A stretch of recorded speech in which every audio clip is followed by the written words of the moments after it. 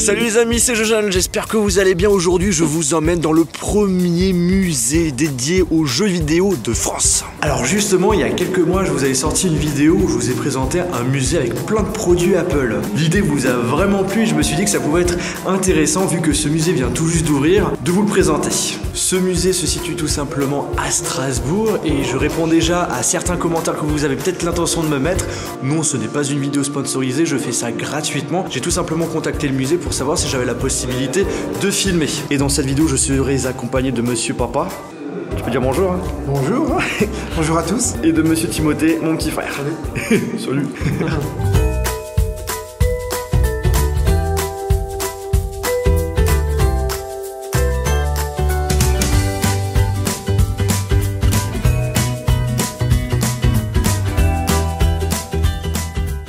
La première console de salon qui a été commercialisée, eh bien, c'est celle-ci.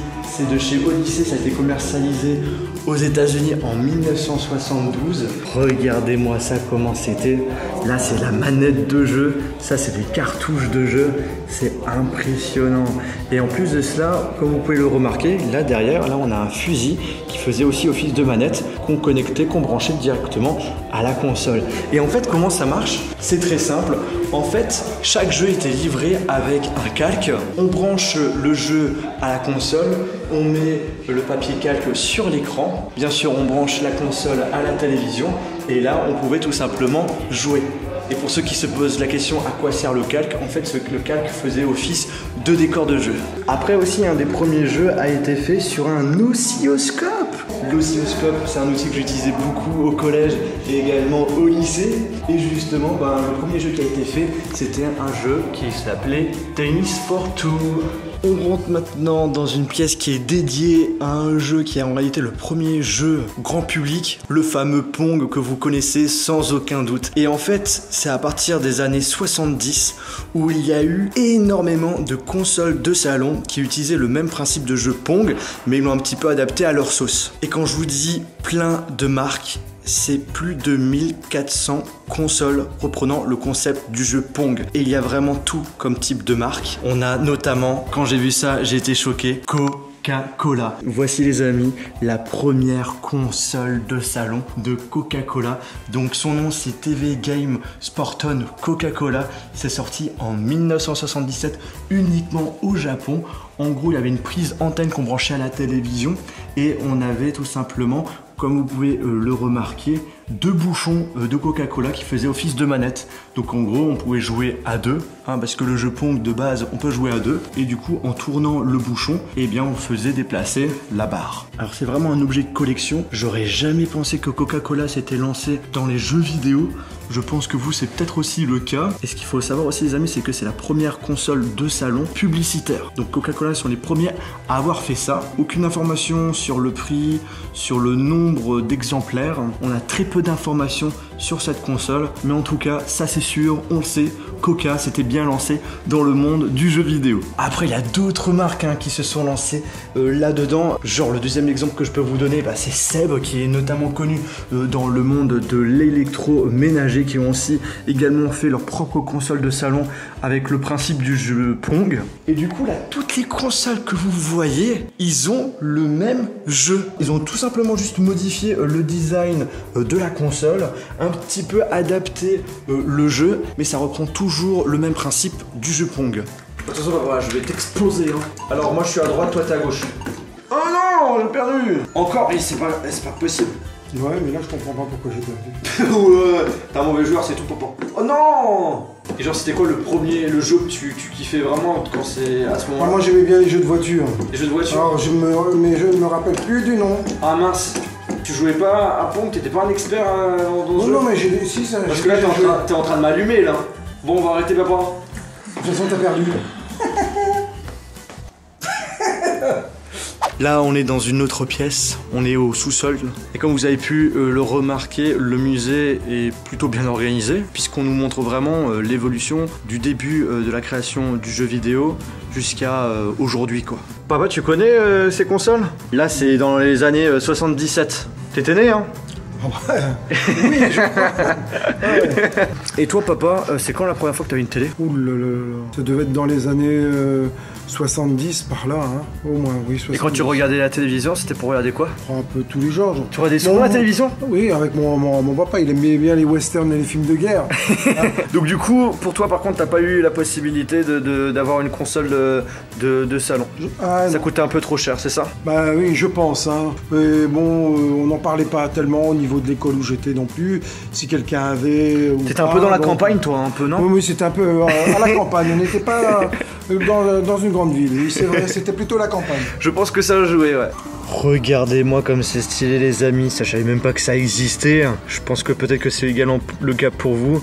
En gros là c'était une console, ça s'appelle Digicast. En gros chaque cartouche de jeu c'était également un écran qu'on allait fixer tout simplement sur la manette.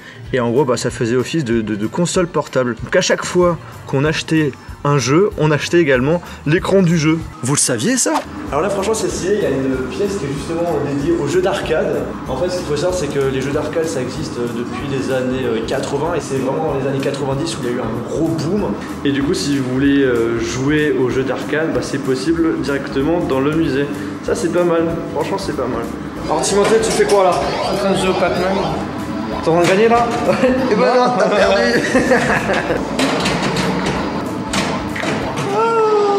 Puis ensuite on a une autre pièce. Oh, celle-ci elle est grande, regardez-moi ça. Alors là je suis super content parce que c'est une pièce vraiment rare, la Family Computer, en fait c'est l'ancêtre de la NES. Et du coup j'en avais parlé dans une vidéo, j'avais jamais vu en vrai, donc là c'est le cas. Donc je suis plutôt content. Regardez-moi ça, les disquettes de jeu, donc ça c'est pour la console PC Engine Core Graphs. C'est sorti en 1989 au Japon. Je pense qu'il y a pas mal de consoles au Japon qui sont sorties et qui sont pas forcément sorties en Europe.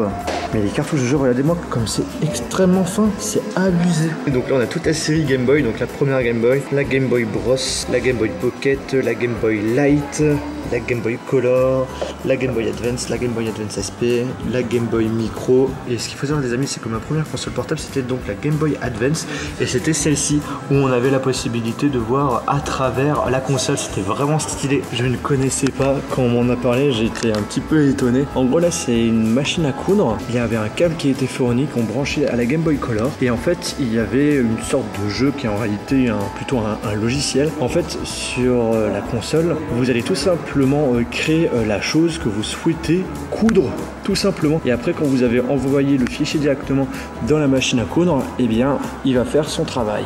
Ah Sega. C'est là je crois. Ouais c'est ça Timothée. Et justement c'était quoi ton jeu préféré sur la Mega Drive? Donc ça c'est notre première console de salon. C'était le classique Sonic, hein, bien sûr. Et un autre jeu Timothée? Un autre jeu, je me rappelle pas des autres jeux qu'on avait. C'est quoi ce truc? C'est abusé. Regardez-moi la taille de cette cartouche. Et ça se nomme Neo Geo. C'était sorti en 1990. Même la manette. Regarde-moi la manette.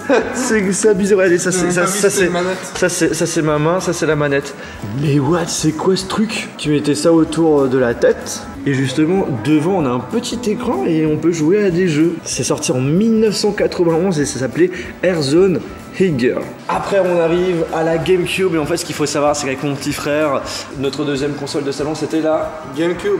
Là, on a la Game Boy Player, donc ça, on l'a. Ça permet tout simplement de jouer au jeu du Game Boy Advance directement sur la GameCube. C'est devenu une pièce rare, donc on est bien content de l'avoir acheté, surtout qu'on l'a pas acheté trop cher. Et ça, par contre, je ne savais pas, je ne connaissais pas. En fait, il y avait une version de GameCube spéciale Panasonic. En gros, c'est un appareil, comme la GameCube, on pouvait jouer aux jeux de GameCube dessus sans aucun souci, mais on pouvait aussi lire des DVD. Ça, je ne connaissais pas et c'était sorti en 2001 uniquement au Japon.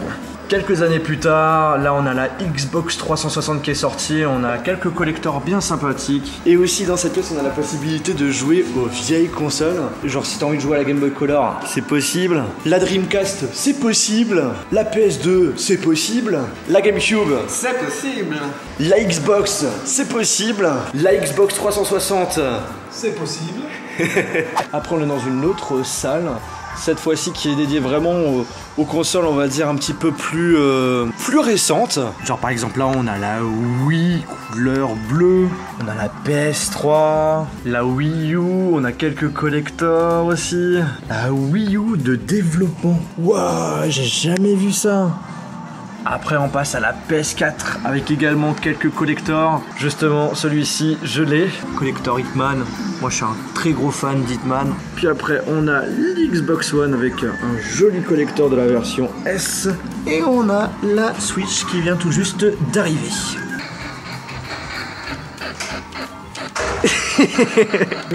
Ah, rien à éclater. La surprise. La console que tu joues, papa, c'est la Vectress de 1982. Le jeu après, je sais pas comment ça se nomme. Là, on va rentrer dans une nouvelle pièce. Les jeux électroniques. Genre celle qui est la plus connue, hein, c'est les Game Watch. Genre là, on a plein de Game Watch. Je pense que je vais m'en acheter une. Je sais pas combien ça coûte. Je pense que c'est peut-être pas donné. Je vais peut-être faire des économies. Je voudrais bien m'acheter une Game Watch spéciale Zelda. Je pense que ça doit exister. Ah, mon petit frère vient de me dire que là, c'est la salle que je vais kiffer. Ouais. La salle de jeu éducatif. Pour les gros bébés. Bon là on va un petit peu passer rapidement, hein. C'est pas super intéressant. Hein. Enfin Thibaut, toi tu veux peut-être y jouer? Tu veux jouer à Oui. Merci. En plus Oui tu kiffes. Mario apprend à compter, je savais pas que Nintendo faisait de l'éducatif, enfin avec Mario notamment. Alors là je peux que être content. Pour ceux qui ne savent pas, je suis un grand fan de Zelda. Et là ils ont deux grandes vitrines remplies de produits Zelda et il y a vraiment des super belles machines. Regardez-moi ça, il y a une NES Zelda. Alors ça je pense que c'est une NES qui a été personnalisée. Je ne sais pas si c'est une officielle. Ah bah voilà justement ce que je voulais. La Game Watch Zelda, bah voilà, c'est ça que je vais prendre. Enfin, je pense que je vais galérer à la trouver, mais on ne sait jamais. Alors aussi, ce qu'il faut savoir, c'est que Zelda, ce n'était pas qu'un jeu. Ils ont également fait des dessins animés, des livres, et ça a fait un gros flop. Le fameux Ocarina of Time. Justement, c'est un de mes meilleurs Zelda, mais celui que je préfère, c'est celui-ci. The Minish Cap. Pourquoi? Tout simplement parce que c'était mon premier Zelda et ma première console collector Zelda que j'avais. C'est celle qui est là-dedans. C'est une Game Boy Advance SP, toute dorée, vraiment magnifique. Et comme un idiot, mais bon, voilà, j'avais besoin de sous pour pouvoir m'acheter la DS Lite. Ben, je l'ai vendue pas cher et elle était en super bon état. Et là j'essaye de la trouver avec un état presque neuf, mais ça coûte. Ensuite deuxième vitrine avec des amiibo du dernier Zelda. Là c'est vraiment le collector. Ah, elle est belle l'épée de légende. Putain, les statues, c'est magnifique. Collector Majora's Mask, sinon je l'ai. D'ailleurs c'est un des Zelda le plus compliqué que j'ai joué. Elle est pas mal aussi celle-ci. Hein. Franchement, je voudrais bien voir ça chez moi. Mais le problème c'est que j'ai pas de place. Même si j'ai tout ça, j'ai pas la possibilité d'exposer ça chez moi. Et puis pour finir les amis, quand vous avez terminé votre tour de ce fameux musée, vous avez la possibilité de jouer cette fois-ci à la console de façon un petit peu plus calme. Puisqu'il y a une pièce qui est carrément dédiée à cela. Et bien écoutez les amis, cette vidéo est terminée. J'espère vraiment que ça vous a plu. Si c'est le cas, lâchez un gros pouce bleu. Vous en avez pensé quoi de ce musée? Moi j'ai trouvé que c'était vraiment bien organisé. C'est pas mal, il y a même des consoles qu'on n'aurait jamais pu imaginer existantes. Je dis c'est à voir, c'est à visiter. Il faut vraiment être curieux. Et puis en plus, comme il y a aussi des consoles qui sont mises à disposition, je trouve ça super. Moi je dis, faut se laisser tenter. On vient pour se cultiver, mais on peut aussi jouer. Donc ça c'est plutôt cool. Et toi Timothée, t'en as pensé quoi? Alors moi, ça m'a vraiment plu de voir des anciennes consoles que je connaissais, d'en voir au moins en vrai. J'ai pu un peu m'amuser, c'était sympa. Si ça vous intéresse de visiter ce musée, je vous mettrai l'adresse dans la description. En tout cas, je les remercie d'avoir accepté que je puisse filmer dans le musée et également de leur accueil. Et sur ce, on se retrouve dans une prochaine vidéo. Salut. Salut. Salut. Salut.